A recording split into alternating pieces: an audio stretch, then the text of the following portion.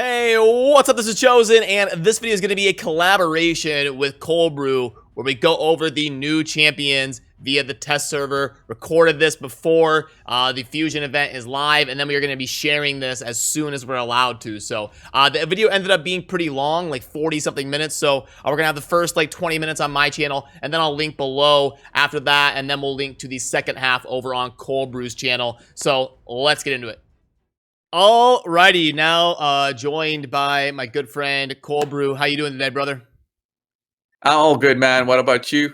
Hey, doing good, and we got a fun one today. Let's get right into the action here. So here's the thing: we've got access to a test server where we can see some of the new champions that are going to be. We've got a Void Legendary coming. We've got some of the epics that are going to be part of the Fusion, and then we've got the Fusion itself under Priest on here on the test server. So we're recording this before it's actually live into the game, and then this video will get released right when we are allowed to release it to you guys. Is that kind of the gist here, ColdBrew? Yeah. They gave us access just to go over the champions, have a look at them, and test them out, of course, and give our insight to the viewers right before the Fusion starts, and they can just consume the content while the Fusion starts as well. And just know if they want to go for the epics instead of not go for the legendary if you don't have the resources for it. So yeah, it's a fun way to just see what new champions Plarium's going to give us. For sure. Okay, well then first let's go ahead and actually go over the Fusion just really quick. I know we've covered this in the raid community, the Under Priest, the main event of the Fusion and what it's centered around. Do you want to pull up Under Priest there, and we'll talk about? Let's go over to Under Priest Brockney. This is what I get for letting ColdBrew have control instead of me. This is what I get here. Okay, so all right. So I know we've talked about this at length already, but basically the sentiment. You want to pull up his kit on the skills and I was just looking at his animations and everything. It's always great work. I just admire their work every single time. They do a unique kind of design compared to just copy pasting the design. So this is unique, and I do enjoy it. So let's go over his skills. Is there a game that even comes close to Raid in this genre in terms of aesthetics? Like, it's just crazy. No. As far as I know, there's no game that comes close for mobile. Well, it was first at mobile, but now it's also PC. But yeah, there's no game that has so much effort into the design. For sure. But yeah, this guy's crazy, right? Like, we definitely need to recommend everybody go for him. We got the A1 45 plus what? You can get that to a 60% HP burn. At least, yeah. +5 from masteries, you can get it. You can get it at 65%. HP burn is just amazing debuff.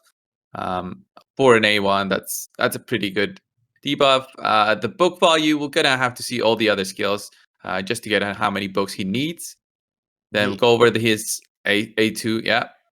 Yep. It's going to be an AoE. You can book it to a 3-turn cooldown. We're already at what? Is that 11 books or 10? 10 books already? Yeah. 10 books. Oof. 10 bucks. But see, and I said this in my video, is I kind of predicted we were going to get, this was the next power creep. Because you got champions like Madame Saris that came out for Halloween doing the AoE buff strip and like the defense break. That was a power creep.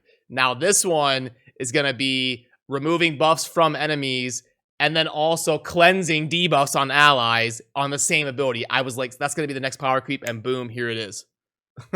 Yeah, it's who knows what the next power creep is going to be, but definitely they're introducing more unique mechanics with every single champion because they don't want to release one of the same for players to have. The players won't be excited about that, so they gotta think of new stuff with every release of a champion. And I don't think they'll ever stop releasing champions. I think they have planned every single month to bring out a couple. So yeah, this one does have this unique thing about him. And then also the shield. Yeah, another 5 books. Yeah, and the shield, of course. It's gonna be huge. I think everybody should go for this one as it's a fusion champion. So let's go over his A3. It's a block debuffs, increase attack on all allies for 2 turns, places a shield buff on all allies for 2 turns equal to 30% of the champion's max HP. The shield buff cannot be removed. This is huge. I mean, especially for bosses like the Scarab, and also now that we have the bird, the Griffon, Yep. I think he's going to be great for that one as well. Just help you survive a little bit longer because that boss hits hard on stage 90, floor 90 of the Doom Tower. So what you think about that? Yeah, and we haven't had access to see the base stats. Can you pull that up really quick? I want to see the base stats here. So yeah, just go. Yeah, let me go through the index because then we can see the maxed out one. Yeah. So here are the base stats: 22k, Okay. 23k Yep. HP, 1.2k defense, 100 speed, and 90 resist. That's high. Oh my god, 90 base resist. Yeah, that's pretty high. And he also has a Doom Tower resist aura. So yeah, I think that's the highest. Have we ever seen a base resistance above like 60? Because like Skullord Vargal. Yeah, I was gonna say Skullord has a pretty high resist. And Mountain King. Mountain King has a big resist. It's one of those two has a big one, I think. Yeah, Mountain King has 90. Yep. 90 as well. So yeah.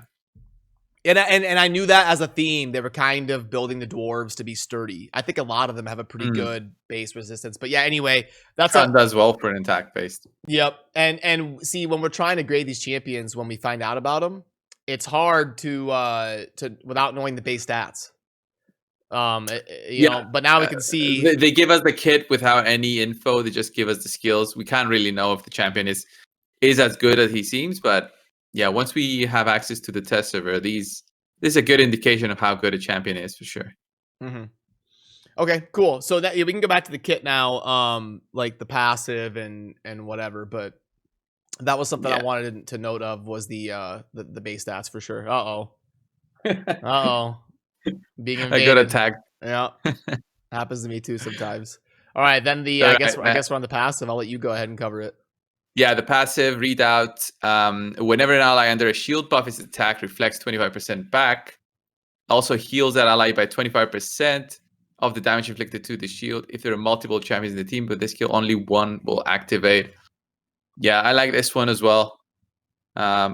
Just extra healing, I guess. When you do shield buff a champion who may be low, he's gonna get extra healing back. This is cool. If the shield stands still after the attack, so great passive. There's no cooldown on it or anything. Yeah. So overall, I think he's just a great carry. Oh, for sure. So like, yeah, if it's realistic and we're recording this at a point where we can't see the events, but yeah, definitely. Basically you're going to want to be going for this guy. Okay, well, that was a quick wrap up on the fusion. But let's go ahead and dive into some of these new champions. Now, I haven't even seen these before. Have you? No, I just knew they gave us access to, 6 new champions to the game.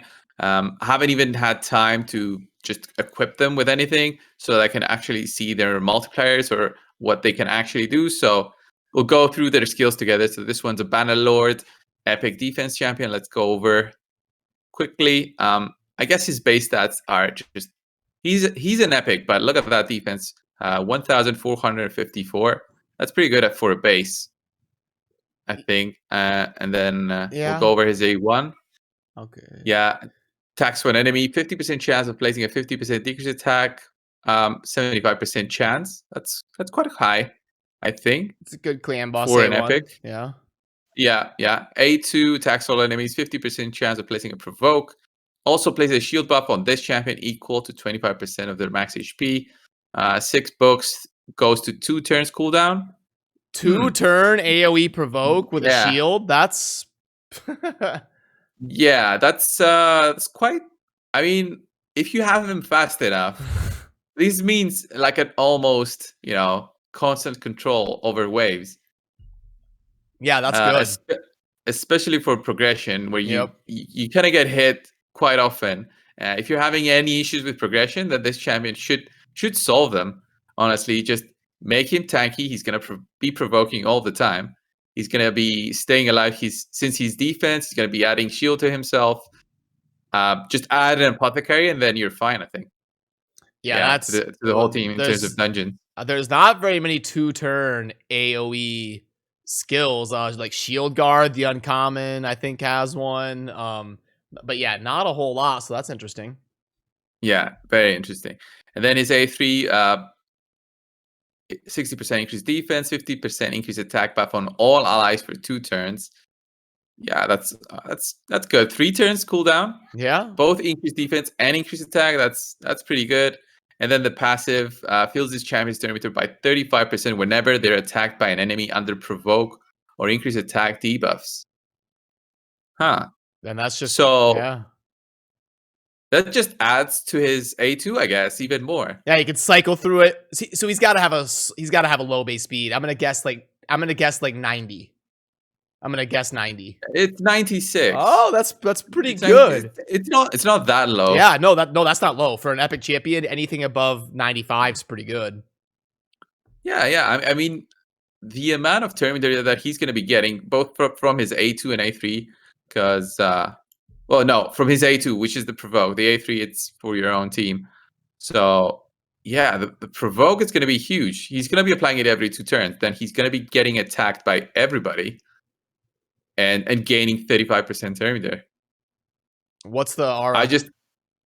And then finally, the aura is just defense and faction crypts by 27%. Yeah, this guy, which is solid. Yeah, he's a faction wars monster for Bannerlords. Like it's just for and like in the normal Doom Tower, like if you're starting to put together a good Doom Tower kind of mid game roster, he'd be amazing with all that control and the shielding and cycling through by getting hit by provoked. Like yeah, I think he's a pretty solid epic.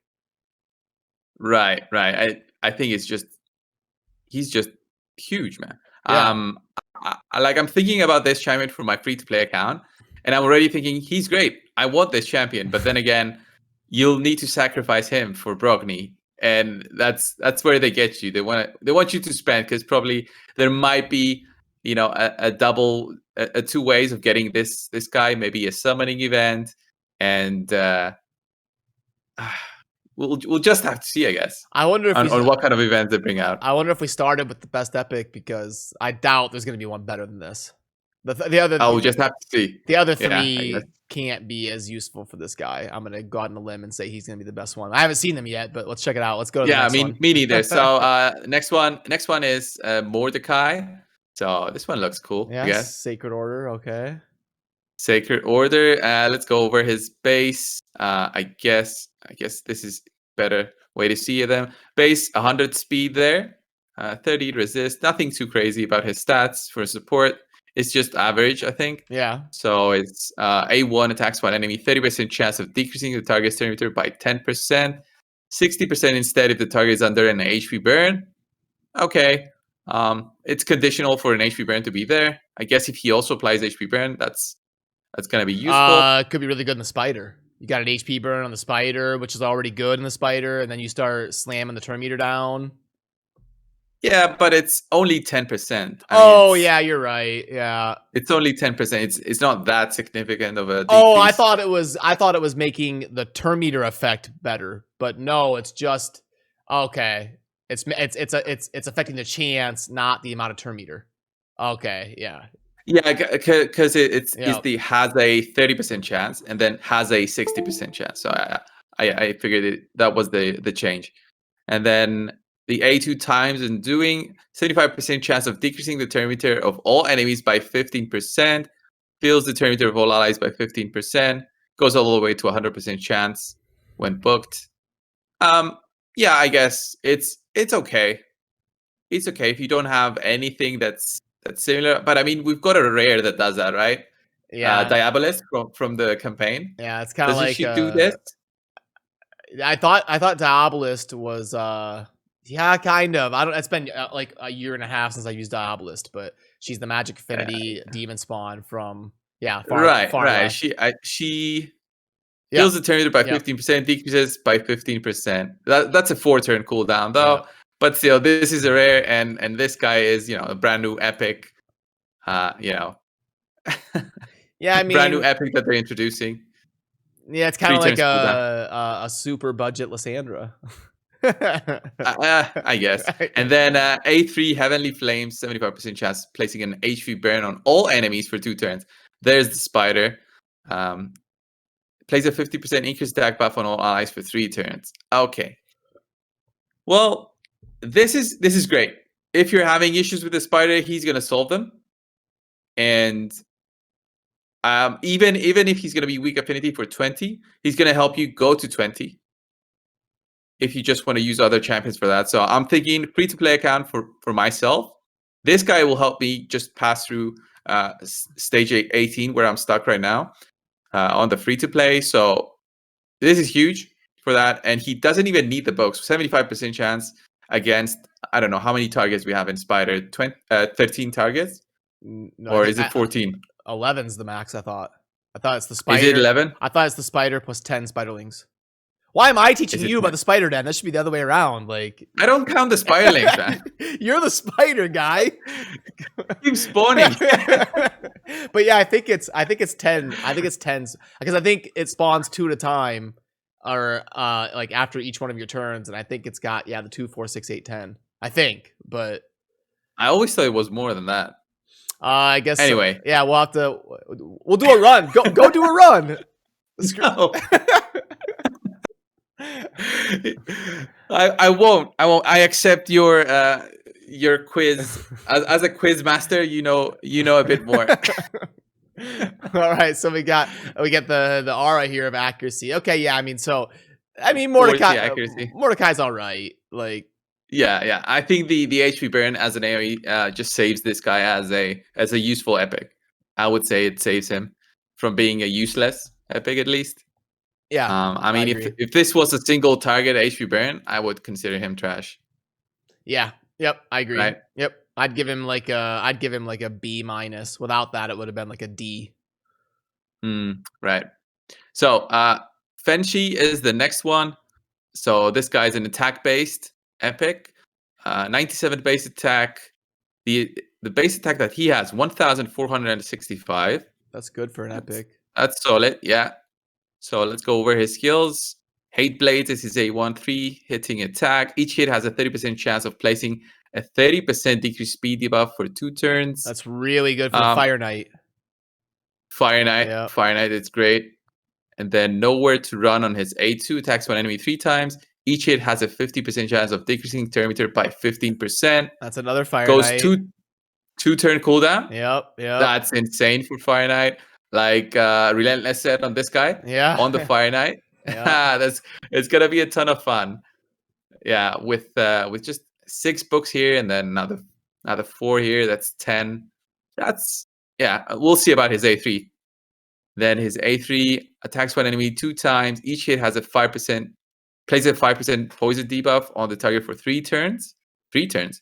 Will ignore 10% of the target's defense for each poison debuff on the target. And it doesn't say like caps out at 5 or something. So if you get this guy with like Draco, Zavia, something like for speed runs, he could start.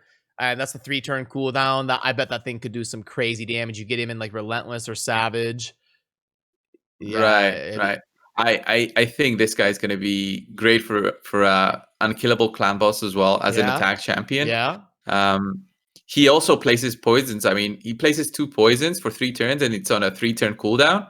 So you can have them on constantly. You don't even need what's it called, the one that extends the duration of poisons, the mastery. And Master Hexer, yeah.